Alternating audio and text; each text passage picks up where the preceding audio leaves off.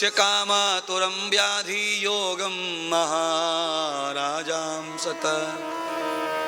अब आप कल्पना कर लीजिए, 4 पुत्रों का विवाह हो गया है तो राजा की उम्र क्या हो सकती है।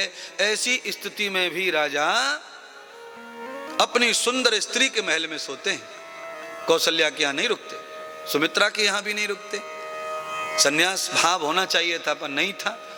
ऋषि बड़ी बात कहते हैं, कामातुरम महामही। राजा दशरथ के अंदर आज भी काम की भावना थी, उनके अंदर लेस मात्र भी वासना थी, तो वो इस उम्र में शोभा देती नहीं है। नुकसान करेगी मासा परिवार का, घर का।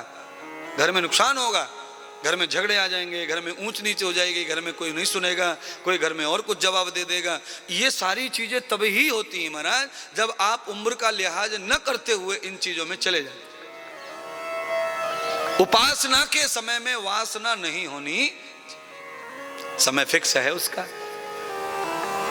आपकी जिंदगी में सदा संयम सदाचार रहे, और वो सदाचार भी कम से कम 50 वर्ष की आयु तक आप पालें।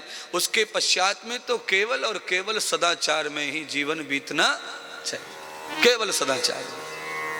तो घर में जवाब देने की हिम्मत नहीं होगी औलाद की पिताजी को।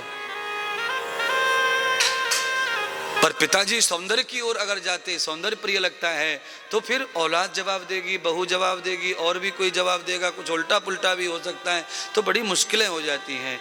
गृहस्थ को संपन्न सुखी रखने के लिए माता पिता को भी त्याग करना। माता पिता गृहस्थ का त्याग कर दें तो गृहस्थ उनके लिए अमृत बन जाएगा, वैकुंठ बन जाएगा, स्वर्ग बन जाएगा।